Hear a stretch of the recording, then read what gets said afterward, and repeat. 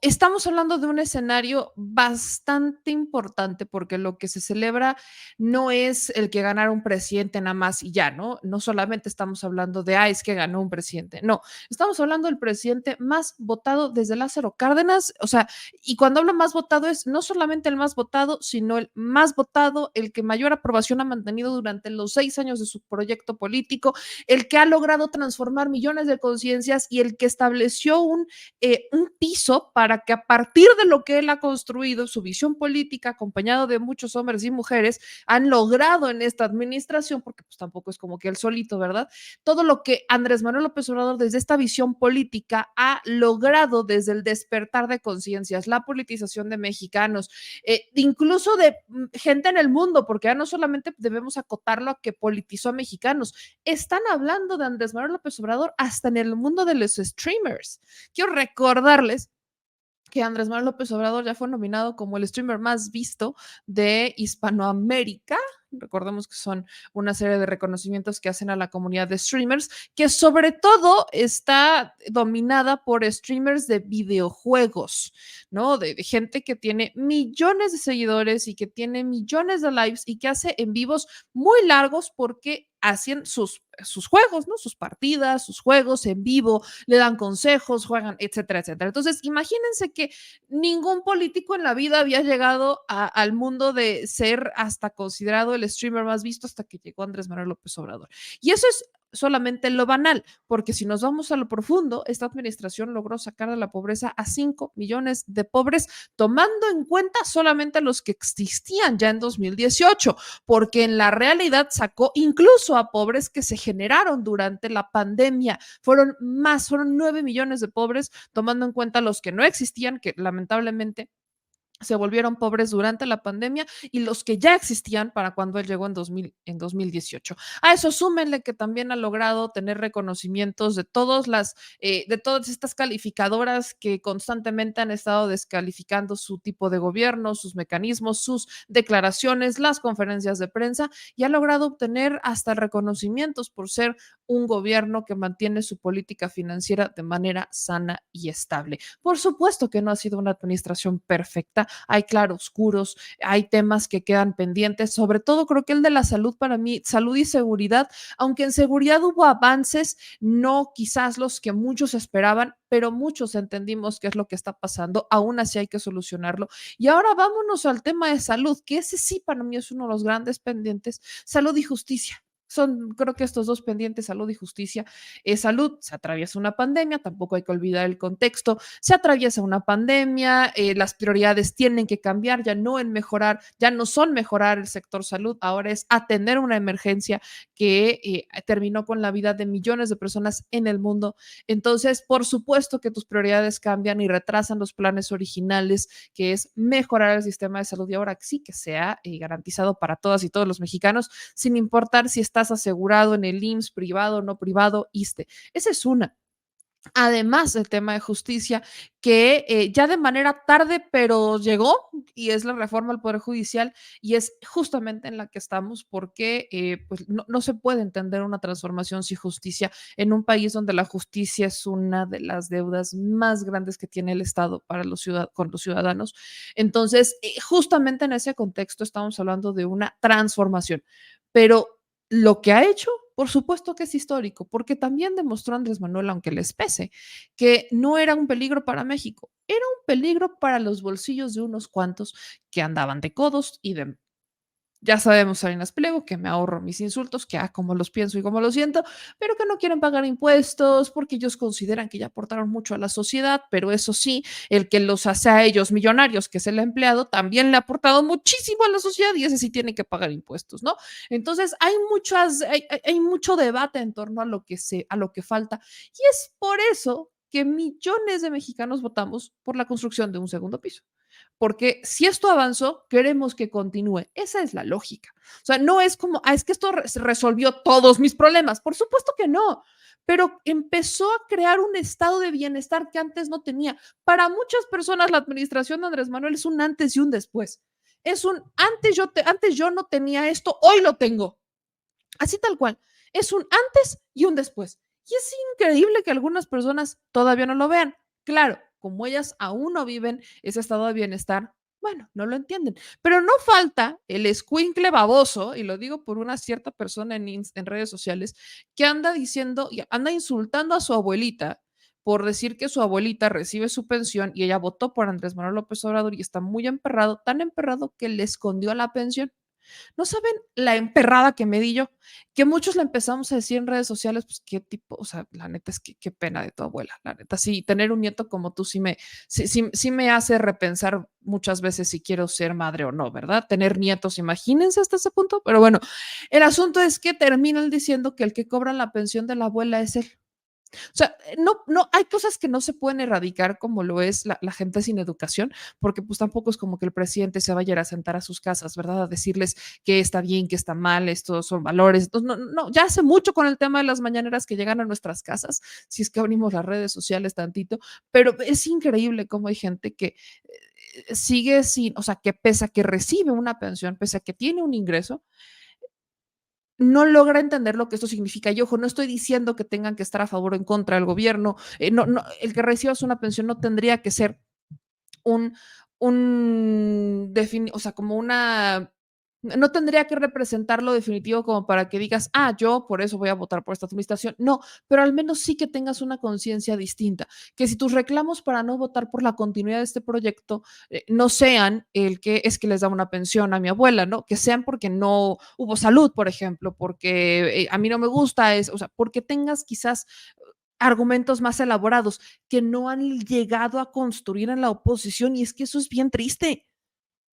Neta, en México no tenemos una oposición digna que tenga argumentos y que diga, esto, ok, lo reconozco, no estoy de acuerdo en el procedimiento, pero ok, dio resultado, dio resultado. Muy bien, ahora, ¿por qué no damos resultado en este? Yo puedo igual abonar en esto, ¿por qué no hay una discusión sana?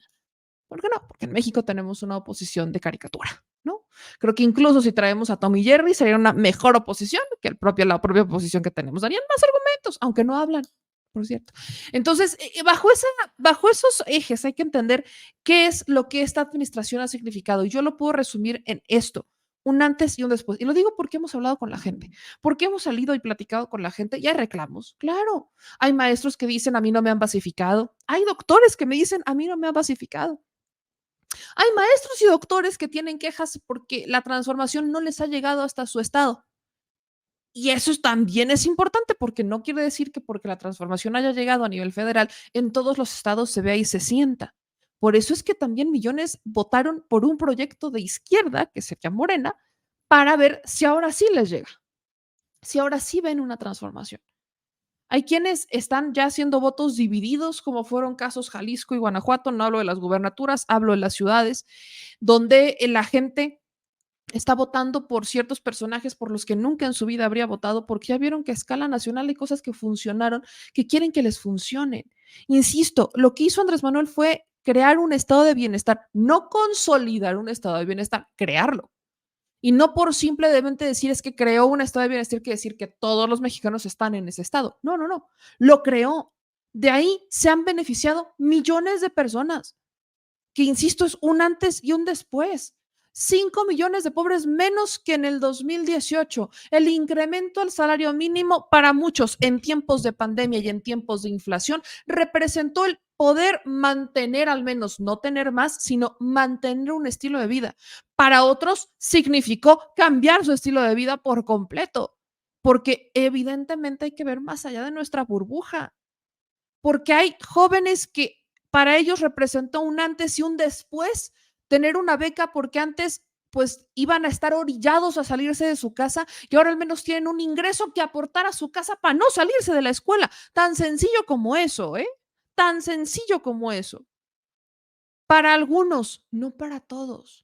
Hay cosas que cambiar en el modelo educativo, hay muchas cosas que cambiar, me han hecho ver muchos temas que podrían mejorarse, sobre todo en esta administración, y creo que se van a mejorar por la visión con la que entra la virtual presidenta electa. Pero además de eso, insisto, temas pendientes, salud, justicia, seguridad, educación.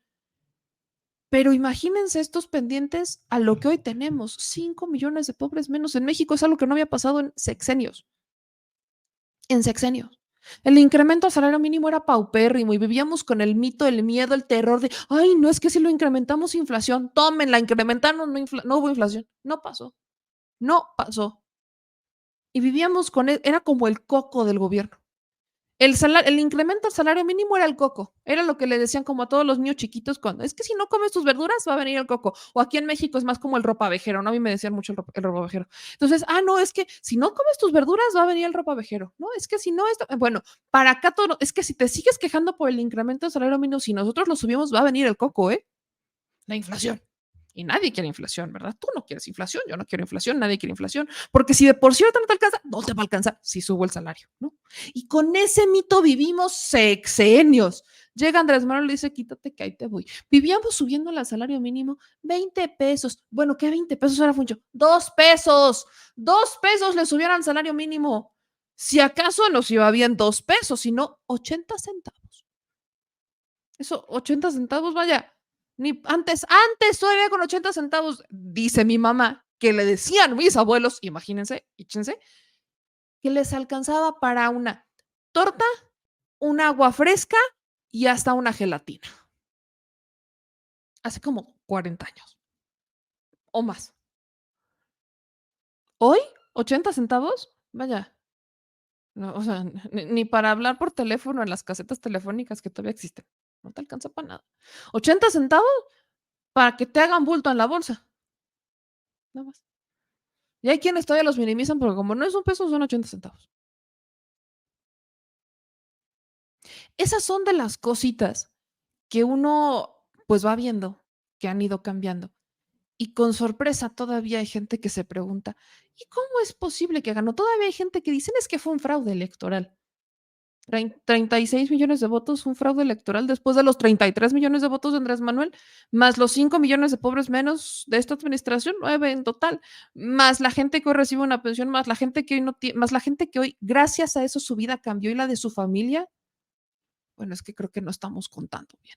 Y claro, hay gente que no salió a votar, pero ese es otro boleto, es gente que de por sí ya vive completamente apagada y desconectada. Hay que saber cómo llegarle a esa gente, porque también tienen problemas, también son víctimas de algo. Hay que llegarles de alguna manera. Hay que demostrarles que su voto hace la diferencia. Apenas va un sexenio que se demuestra eso. Espérense, de 6 en 6 vamos cambiando las cosas.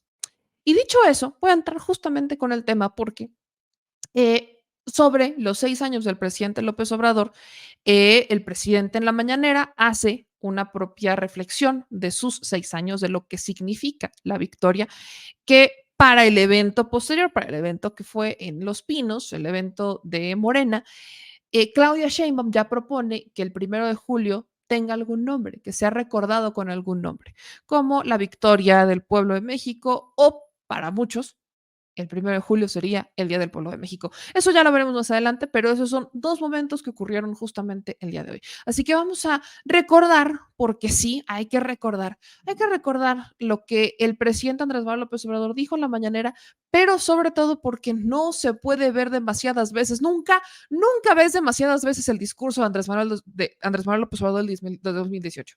Nunca son suficientes vistas, nunca. En realidad no te cansa. Así que vamos a ver a un Andrés Manuel más bronceado, claro que sí, porque hasta estaba en campaña, y a un Andrés Manuel que en realidad lo que dijo hace 6 años, pues sí, sí cumplió muchas cosas. Vamos a ver, escuchar esto que pasó en la mañanera de este lunes 1 de julio. Entonces, se ha avanzado, pero falta mucho. Y ahora el pueblo, de manera acertada, decidió que continúe la transformación. Fue muy contundente el mandato del pueblo para que se le dé continuidad al modelo transformador, a la cuarta transformación de la vida pública del país. Y yo estoy por terminar en 3 meses, concluyo, entrego la banda presidencial y me siento muy contento. Ya voy a poder decir misión cumplida y, entre otras cosas, me siento contento porque está garantizado el relevo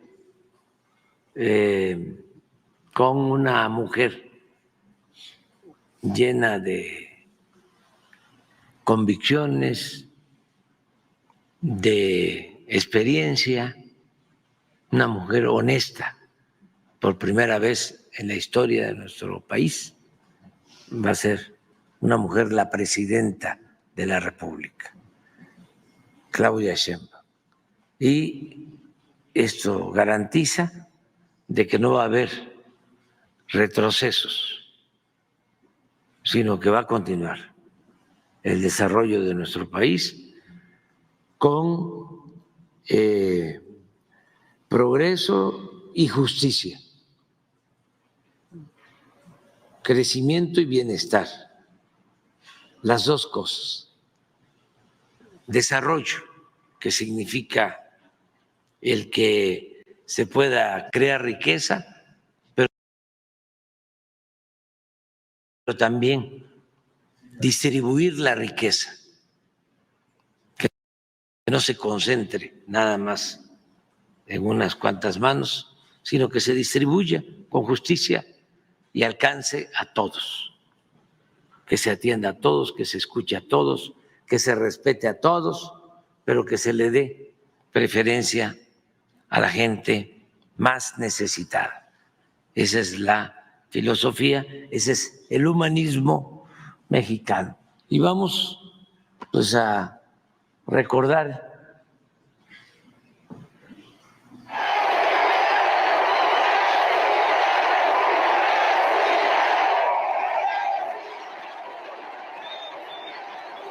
Estamos a punto de comenzar la cuarta transformación en la historia de México, que lo que vamos a consumar viene de lejos y se ha fraguado con el esfuerzo y la fatiga de muchos compañeros, hombres y mujeres de distintas clases sociales y corrientes de pensamiento que en su momento lucharon por las libertades, la justicia, la democracia y la defensa de la soberanía nacional. Recordamos con admiración y respeto a quienes han participado a lo largo de los años en movimientos sociales y políticos. Recordamos a campesinos, obreros, estudiantes, maestros, médicos, ferrocarrileros, defensores de derechos humanos y de otras causas. Aquí destaco la participación de los jóvenes del 68. En este día memorable, recuerdo con cariño a mi amigo entrañable, Chema Pérez Gay, a mi maestro, Arnaldo Córdoba, a Luis Javier Garrido, a Hugo Gutiérrez Vega, a Julio Scherer García, a Sergio Pitol, Elenita Poniatowska, Fernando del Paso y Carlos Payán, y a un hombre extraordinariamente inteligente y comprometido con las causas sociales, Carlos Monsiváis. Nunca olvidaremos a dirigentes sociales, campesinos, obreros, indígenas, mujeres y hombres que fallecieron deseando ver y vivir este momento. Los frutos que ahora comenzarán a recogerse vienen también de la siembra de ideas, del trabajo, de la perseverancia de dirigentes políticos de todos los niveles y de todas las regiones de México, de millones de voluntarios, de brigadistas que visitan casa por casa repartiendo desde hace años el periódico Regeneración. El principal problema de México es la corrupción, que esa es la causa principal de la desigualdad social. Vamos a acabar con la corrupción y aplicar las premisas de que solo el pueblo puede salvar al pueblo y que solo el pueblo unido y organizado puede salvar a la nación.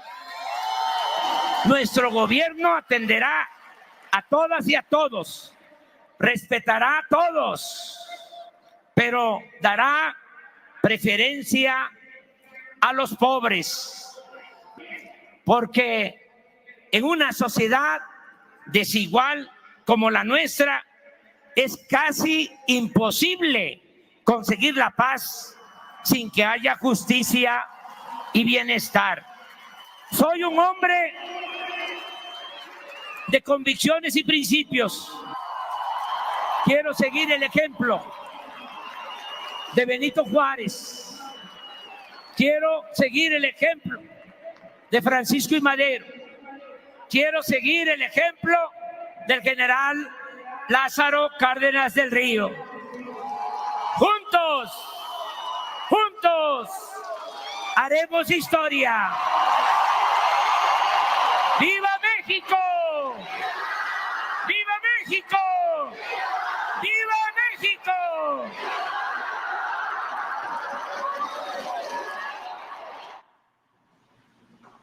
Ese es el festejo. Pues ya, vámonos.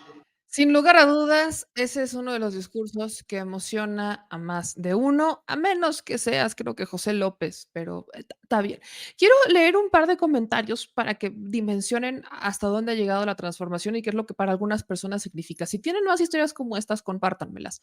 Alba de la Huerta dice, mis hijas fueron beneficiarias de la beca Benito Juárez y pudieron ver que para muchos de sus compañeros era la diferencia entre comer, pagar útiles o irse en Uber y llegar con bien.